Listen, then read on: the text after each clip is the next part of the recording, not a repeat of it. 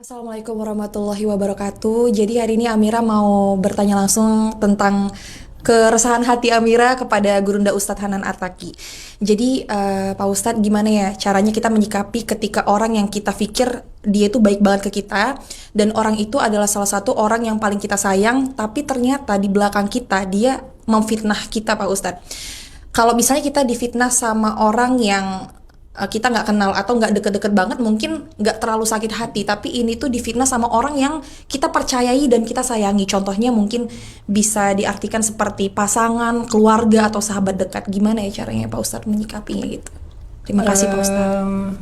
Kak Amira dan teman-teman sekalian, Abu Bakar adalah salah satu di antara umat Nabi yang paling solih. Bahkan kalau ditimbang imannya Abu Bakar di satu timbangan, lalu iman semua umat Nabi di timbangan yang lain, maka imannya Abu Bakar lebih berat. Tapi Abu Bakar pernah kecewa dengan seseorang yang masih keluarga beliau dan selama ini sering dibantu oleh beliau.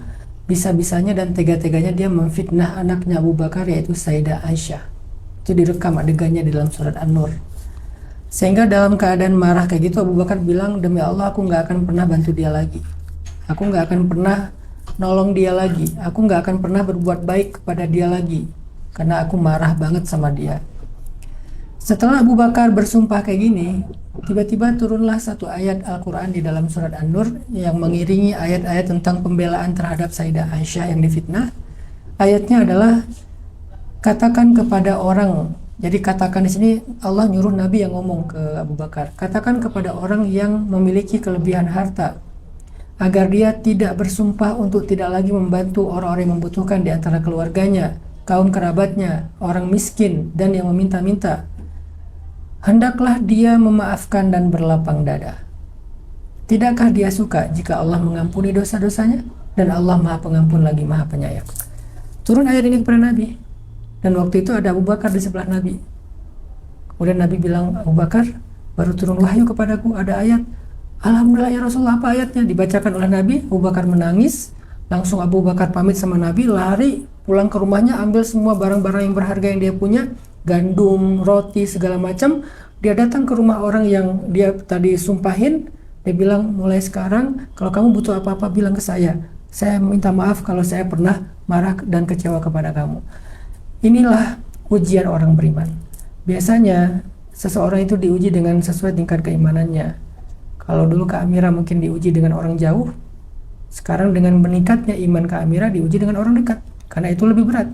Maka itulah yang menjadi kayak sesuatu yang menyemangati kita. Oh, Abu Bakar itu diuji bukan dengan orang yang dia nggak kenal, bukan dengan orang yang dia nggak tahu, yang mungkin cuma ketemu sekali udah gitu hilang gitu kan.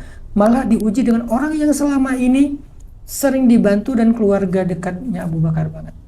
Semoga itu jadi sinyal dari Allah, Kak Amira itu sekarang imannya udah di level tertentu. Pasti nggak mudah memang, pasti nggak mudah. Abu Bakar aja sempat kesandung kan dengan sumpahnya. Tapi balasannya juga nggak kecil.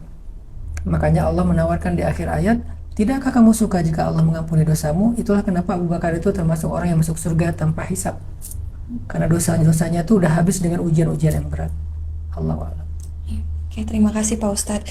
Kalau untuk amalan khusus ketika kita sedang marah banget ya mungkin pasti kan kalau memendam amarah kepada orang yang membuat kita kecewa itu kan kadang-kadang nggak terlontar dari kata-kata tapi di hati tuh kayaknya pengen teriak, mau meledak gitu. Ada nggak sih Pak Ustadz zikir khusus atau doa khusus supaya amarah kita tuh mereda gitu? Rabbi syrah li sadri. Ya Allah, lapangkan dada saya. Allah melapangkan dada Nabi Muhammad ketika beliau masih kecil kan, umur 5 tahun. Nabi di dalam sebuah pengasuhan ibu susunya, Allah mengutus 2 malaikat untuk membelah dada Nabi. Dan sejak itu dada Nabi selalu terasa sejuk walaupun dengan segala macam cela dan caci maki. Sehingga Allah berfirman, alam nasyrah laka sadrak, bukankah aku dulu udah pernah melapangkan dadamu? Jadi lapang dada itu nikmat dari Allah. Sehingga kita minta, ya Allah, Rabbi syrah li sadri, ya Allah lapangkan dadaku. Kalau ada waktu-waktu mustajabah doa, baca Rabbi syrah li sadri. Ada kesempatan berdoa, Rabbi syrah li sadri. Itu amalan yang bisa membuat kita lebih legowo, berdamai dengan rasa kecewa. Siap, terima kasih Pak Ustadz. izin nanya lagi boleh nggak? Tapi dikit doang itu kan doanya kan Robi Shorli Sodri wa Yassirli Amri. Ya. Kalau memang untuk melegakan hati baca lengkap atau itu aja Pak Ustadz? Sesuai kebutuhan. Kalau hanya masalah lapang dada, Rabbi syrah li sadri cukup.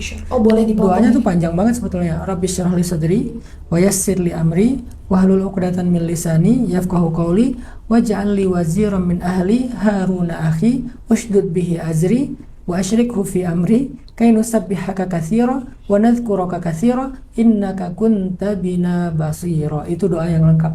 Oh, Tapi kan yang terkenal di Indonesia Rabbi syrah li sadri wa yassir li amri wahlul 'uqdatam min lisani yafqahu qawli. Itu juga sebetulnya nggak lengkap. oh, Sesuai kebutuhan aja. Karena kebutuhannya tentang lapang dada ya udah Rabbi syrah li sadri cukup. oh, boleh berarti ya sesuai kebutuhan. Makasih Pak Ustadz. Sama-sama. Alhamdulillah.